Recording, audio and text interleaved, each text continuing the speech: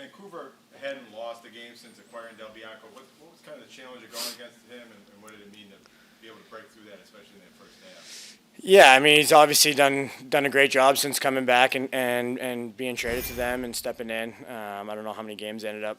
You say 6 there? 7. They're on a win streak there. So, I mean, really impressive. And, we've been on streaks before, and unfortunately streaks do come to an end for whether you want them to happen or not. So fortunate enough for us, but he's a really talented goalie. It's just we did a really good job.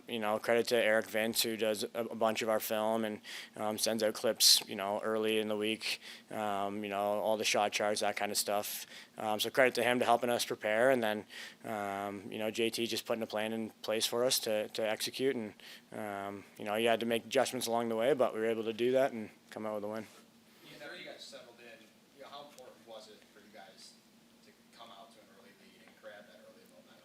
Yeah, I mean, especially here in front of our fans, doing that, it's huge to get them into the game. As much as you as a player want to get in the game, to get the fans in the game is a huge advantage for us too. No matter how many people are in here. So to get out to it quick, we knew they were going to come out flying. It was a matter of just kind of weathering that storm and taking the punches and rolling with them. And obviously we did a great job of that tonight. And like I said, getting the crowd into it, like hearing guys' goal songs and hearing them chant how many goals they want and all that, it's just awesome. So if we can get them involved, it helps us, and it's an advantage for sure.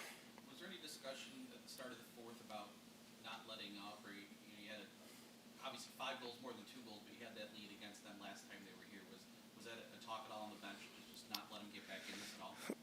Honestly, I didn't know. I knew that we had a lead on them last time. I didn't know it was about the same amount. So, short answer, no, not necessarily. But it wasn't no in terms of relating it to the last game. Obviously, no matter what happens, especially in the playoffs, lacrosse, it's a cliche, but it's true. It's a game of runs, and anything can happen. So, they scored, I think, 3 power play goals. So, just doing what we can. I think I mentioned it last week. If the ball's not dropping for certain guys, trying to take away transition, making sure and taking pride in that. I think we did a really good job of that tonight. I don't know if they had any transition opportunities, and they're a team that pushes really well. So proud of our guys for that, for sure, and battling for loose balls, just all those little things, just making sure we're doing them to the best of our ability, and just making sure that if they do score one, trying to stop that run right away. That's the 3rd game in a row now where you really clamped down on transition. I mean, Halifax, San Diego, and now Vancouver. Are you guys doing something different to stop the transition, or is it just coming together? It's nothing different in the game plan. I think it's just more pride in it, and I think we've done a great job, like you said, recently, and I think the Georgia game, they pushed a bunch on us. Obviously, it was a unique situation that night with them having to win to get in, and it didn't matter really for us in terms of seeding or anything like that. So it's kind of a weird one there, but it's just something that we take a ton of pride in, and we want to make sure transition's a really easy way to score. So trying to take away those opportunities and limit them as best we can. You mentioned about limiting Vancouver's transition opportunities. You guys also didn't really have that many transition opportunities. I believe 1 transition goal. They were just really quick off that line change.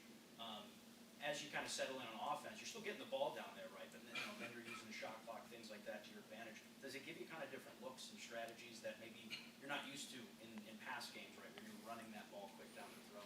Yeah, I think our transition guys did a great job of trying to find the opportunities to go and then not forcing it too, and just taking care of the ball and taking pride in it. And then in the 2nd and 4th, it's a longer change, so you can get O guys stuck on defense, and our D guys can change. So you try and take advantage of those situations. So definitely try to look into those. But again, credit to our transition guys just being smart with the ball all night. What can you say about the defense and the goaltending, and 4 goals last week, 3 goals in this game, and being able to put back-to-back performances together like that as a team? Did you only ask that because he's in here? Yeah. That's about 50%.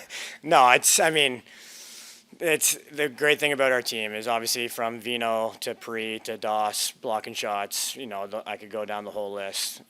Our defense takes a ton of pride in, trying to put guys in situations that they're not comfortable in, and then if they are getting shots, getting them the ones that either Vino wants to see or Doss wants to see. So they do a great job, and then trying to get first time loose balls, a lot of pride in that, and then getting the ball, pushing in transition. So I've talked about it a bunch, but I think it's just a pride thing for us, and not letting another team come into our arena and do better than us at any kind of category.